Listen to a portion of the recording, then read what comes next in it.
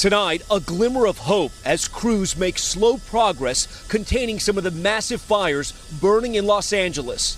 It is sad. This entire block here is wiped out. The Eaton fire, now 27% contained, but the other big fire, the Palisades, only 11%. This massive Palisades fire is still spreading. Today, a big push as the dangerous winds pick up again. The battle involving crews on the ground. Flames were right across the street from homes. We traveled with CAL FIRE to the top of Temescal Canyon, where they stopped the Palisades fire from burning Encino and Calabasas. The burn scar, massive, but proof progress is being made. Today is the first day that everything is looking really good. We're not out of the woods yet. And we saw that firsthand. So this hot spot just popped up just behind us. You can see the flames there rising. The good news is there's a helicopter in the air that's going to attack it from above. Choppers with long line buckets carrying hundreds of gallons of water. And on this drop, bullseye.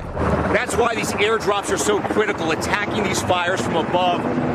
With machinery and aircraft like that, that's how they can make progress and get ahead of the fires. Coordinating with crews like these, doing what's called cutting line, removing brush that fuels the fire. How are your teams holding up? Well, the good thing is they're born and bred to work hard. So they're working hard, they're tired, they're worked. In the beginning, we were working crews 36 to 40 hours, multiple days at a time, and they're ready here. This is what they do. Meanwhile, flight crews working into the night, making airdrops. An estimated 500 million gallons used so far to try to battle the flames. This video showing the view from inside an Air National Guard plane as it makes a drop. Warnings blaring in the cockpit as it flies low to hit its target. But these critical efforts are being hampered by unauthorized drones in those flight areas. The FBI says there have been dozens of such incidents so far, and they're actively tracking who's flying them. We have equipment that can detect the drones in the air, but also we work backwards to identify the actual operator. These new photos from the FBI show the damage to this Canadian Super Scooper on Thursday.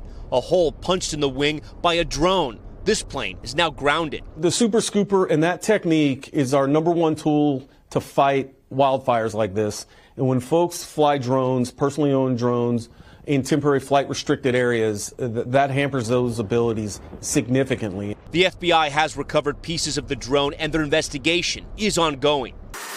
As this wildfire battle is an international effort, fire crews arriving from Mexico on Saturday, joining other teams from Canada and 9 western states, from Oregon to Texas. We've got the resources. In an interview with NBC News, California Governor Gavin Newsom telling our Jacob Soboroff there are now 14,000 firefighters battling these fires, and now nearly 2,500 National Guard troops providing logistical support and security. As residents grapple with what they've lost, the community stepping up to fill in the gap. Thank you so much. Here at the famed Santa Anita racetrack in Arcadia, a marathon drive overnight collecting much-needed supplies like clothing, shoes, and bottled water and dispersing them to residents. It's just amazing seeing the support and how the community just comes together. And a happy conclusion to a story we told you about earlier this week. How do I get to my house? Casey Colvin losing his dogs in the fires on Tuesday. First responders were able to rescue one of them, but the other, Oreo, still missing. Tika, tika, tika. That is, until today, Casey, overcome with emotion as he was reunited with Oreo. How's the fire?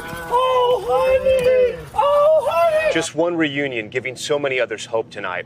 I do want to bring in now meteorologist Melissa McGee from our NBC Los Angeles station. Melissa, thank you for being here. We're already feeling the wind tonight. Talk to us about how bad it's going to get. Well, Tom, we've got another round of Santa Ana winds that arrives as we get into Monday through Wednesday, with the peak intensity arriving Monday night into Tuesday. Some of the highest wind gusts across our mountain communities, ranging anywhere from 50 to 70 miles per hour. You get those classic Santa Ana winds racing through the mountains, coming through the canyons and passes, drying out the atmosphere and drying dropping the humidity, so the red flag warning stays up. And explain to our viewers why firefighters are so worried about those winds. Well, you know, Tom, with our last event, we had hurricane-force winds across much of Southern California, and we were seeing some of those embers flying more than a mile. The good news with this event, it's not anticipated to be that strong, but with the drop in the humidity and the conditions firefighters are facing, it's going to make new or existing fires spread rapidly, which will be a challenge for firefighters. All right, Melissa McGee from KMBC here. Tremendous coverage throughout all of this. We thank you. Thank you.